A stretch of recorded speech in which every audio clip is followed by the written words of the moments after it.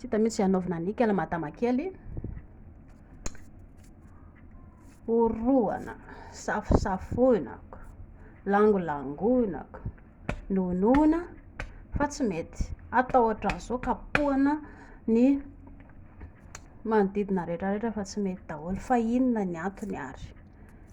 Tsara ho fantatry isika rehetrarehetra olombelona fa mialohany hoe iarahan'ny olona anankiroa dia ity ati-dobe antsika ity, raha mbola tsy vonona io ati-dobe antsika io tsy mety io.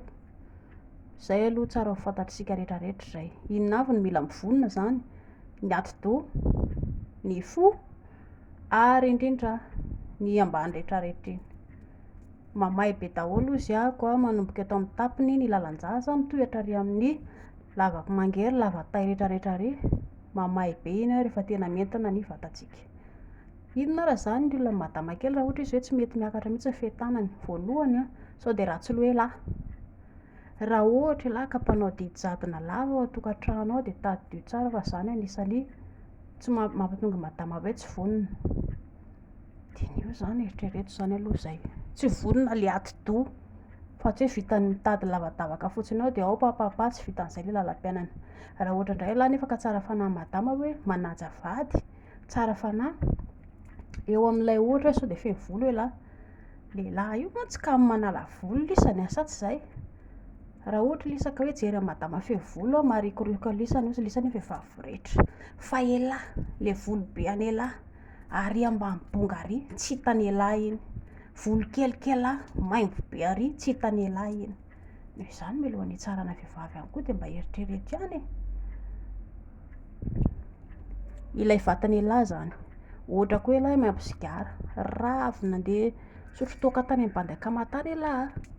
Rehefa hoe mazoto elahy araka madama dia tsy ao anaty calendrier zany. Ity sigara be ity toro-hevitra foana ny atoroko amin'ny tsirairay hoa ny analana ilay fofona maimbo be. Misy izao ny kolgaty borosina miaraka amin'ny vinaigre dia iny no atao ampiasaina amin'izay mba afaka ilay fofona maimbo be.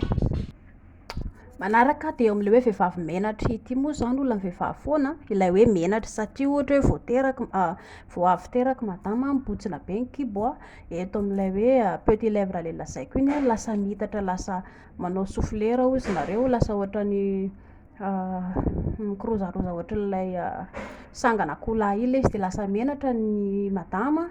Ka raha ohatra izao elahy ka hoe sendra manambanimbany amin'ny madama na hoe tsy ataony ela ambony noho ny rehetrarehetra madama dia anisany iny lasa mampatonga madama menatra. Ka izay tsy reraka manoro ny lehilahy fa ho an'ny elahy rehefa manambady elahy dia jereo foana i madama, tsisy tokony mahamenatra ny elahy zany na raha ohatra hoe lasa bolongana be ary izy zanak'areo no navoaka ny tao.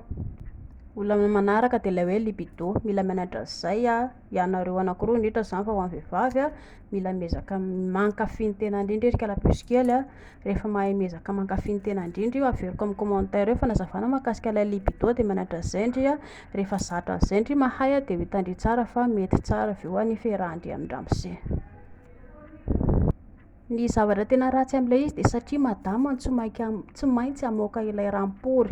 Ka raha ohatra ka tsy mientana sy tsy misy rano madama ary tsy mando dia lasa marary, mangirifiry, miteraka fahavoasana ho an'ny madama ilay izy. Noho izany zany fifampiresahana tompoko ny vahaolana voalohany indrindra rehefa tsy mety ilay fiarahanareo fa tsy ho fampilongolongo fotsiny eo ianareo roa satria izay ilay lasa olana avy eo rehefa hoe lasa mifampilongolongo sy tsy ho fampiresaka eo ianareo nefa hita hoe tsy mety ilay fiarahana.